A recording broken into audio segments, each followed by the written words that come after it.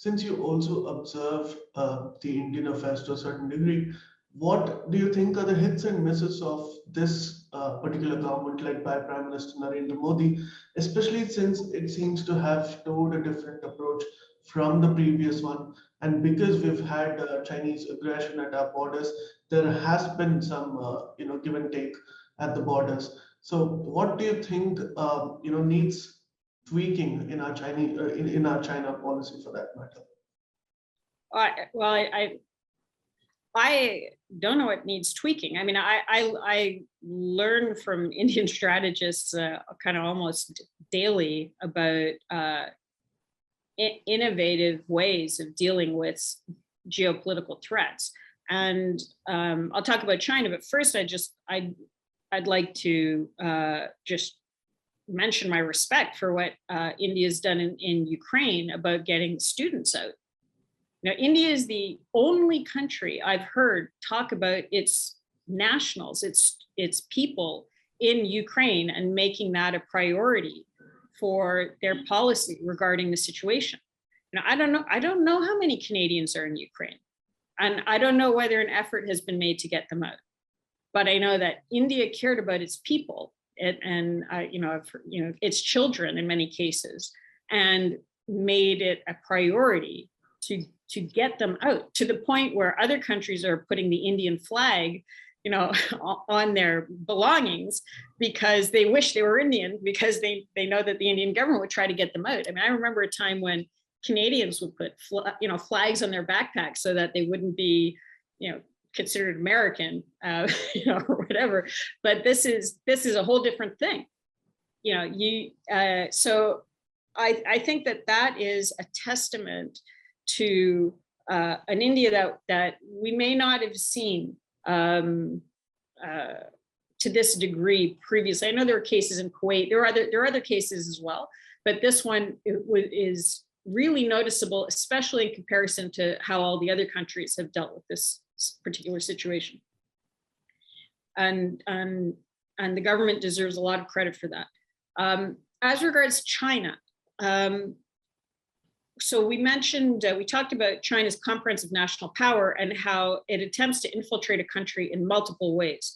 And the Indian strategic community has been at the forefront of understanding that and putting together what could be called a comprehensive national defense, where it has defended itself in multiple sectors. So, within a couple of weeks of Galwan, India was banning the Chinese apps.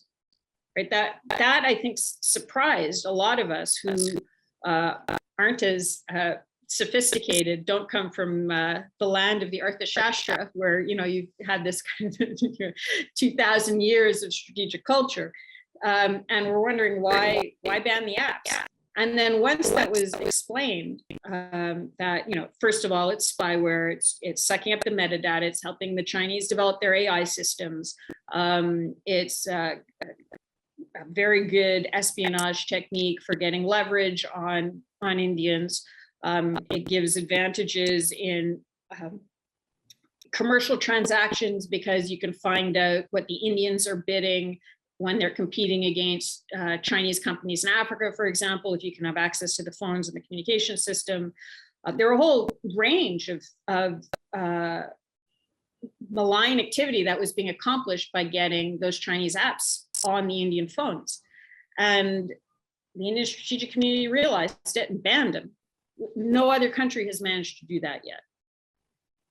Then within a very short period of time after that, there was a reassessment of Chinese investment in foreign direct investment. When the Mumbai electrical grid was hit, because remember, China kept hitting India. They didn't do it kinetically like in Galwan, but they went after the iPhone parts manufacturing plant. They hit the Mumbai electrical grid. The Maoists killed about 20 people. There was a whole range of threats to India. India hit back in a range of ways. It talked about what happened with the Mumbai electrical grid. It talked about what happened with the iPhone parts manufacturing plant. When there were odd people who were, the backing parts of the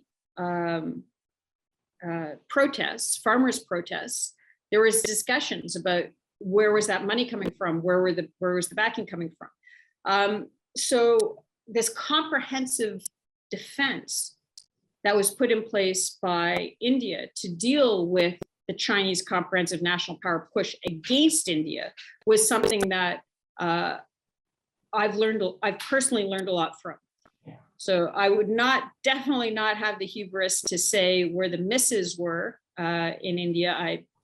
I really don't. India, the Indian strategists have to deal with a strategic environment that's much more complex than I could possibly imagine, with the countries on its border, and I've been very privileged to be able to learn from it along the way.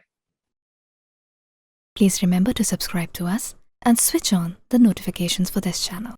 For our other social media links, more content, and to support our work, please visit citti.net. Dhanyavad. Namaskar.